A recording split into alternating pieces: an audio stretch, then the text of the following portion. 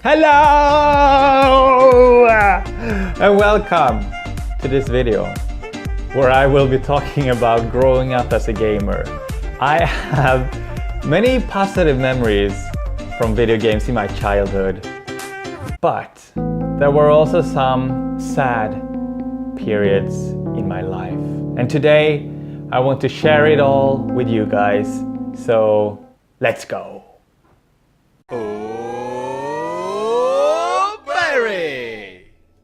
When I was a baby, like this size, I couldn't play video games. It wasn't possible, you know? And I grew from a small child to a medium-sized child. I played video games. And it started when I was 6 years old and I got my first Nintendo for Christmas. And I loved it. I loved video games and it was just happy memories. I was competing with my brother and I would crush him, I would defeat him. Because that was the only thing that I was better at. So if you're gonna defeat someone, do it in video games. It's a great way to kill someone. Do not kill people. You hear me? Especially you if you're watching, okay? Okay. And from then on, it was just downhill. No one could stop me from playing video games or thinking about video games because I was drawing maps and bosses and level designs on pieces of papers, and I made hundreds of drawings like this. And I think my parents and my teachers thought that I was mad. But I played video games anyway because I loved it. And I grew older and I got a Super Nintendo and oh, the Super Nintendo. The Zelda, the Donkey Kong, Super Mario Kart, Aladdin, Chip and Dale. All these games, all these beautiful games that really grabbed me by my, Then my family went on a trip to America and I got this one for my birthday. Like a really big old Game Boy. And Donkey Kong and Super Mario Land, which is like a Super Mario game no one's ever heard of except me. And then when I was 12 years old, the computer came into my life and it changed everything about playing video games. Before, I was in the living room playing with friends and family, but now I could sit in my room and really focus on different games and doing whatever I wanted to, and my parents wouldn't really know or understand what I was doing because it was getting a little bit too nerdy, a little bit too nerdy. Oh, before I had my own computer, my dad had a computer with a dial-up modem. It sounded like this. It was a horrible, big, noisy noise, and I would try to sneak into my dad's office to sit and play by the computer in the night time when they went to sleep. And I would put a pillow on the modem and try to suffocate the sound from the modem when it was dialing up so that my parents wouldn't know that I was up playing flash games or whatever on the computer. And then I got the computer in my own room and things really went bananas. I'm ashamed to say it, but I was addicted. Yes, it's true. Hello, my name is Björn. I'm addicted to video games. Hello Björn, welcome to this meeting.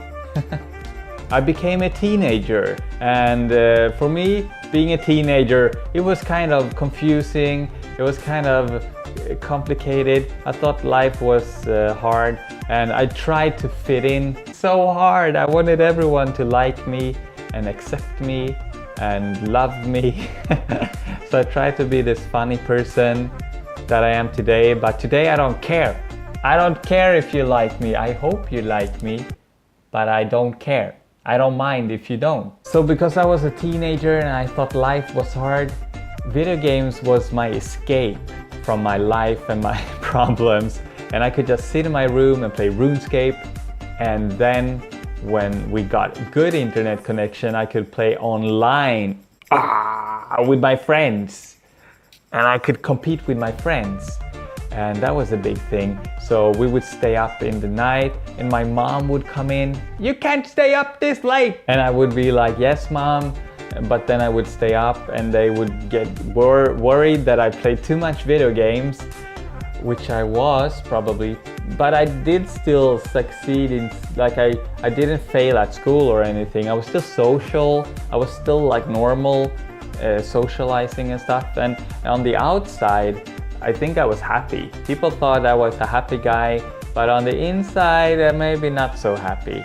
So this is where video games started to have some negative impact on my life, because I didn't like to be isolated and escaping from my life and my problems, and I didn't like to have these conflicts with my parents. As I grew older, but I was still a teenager, I felt like video games was something I was supposed to be ashamed of. I should be ashamed of playing video games and being interested in games, and I felt like it wasn't, people said that it wasn't meaningful, it wouldn't like get me anywhere in life. So I think that's why I stopped playing video games.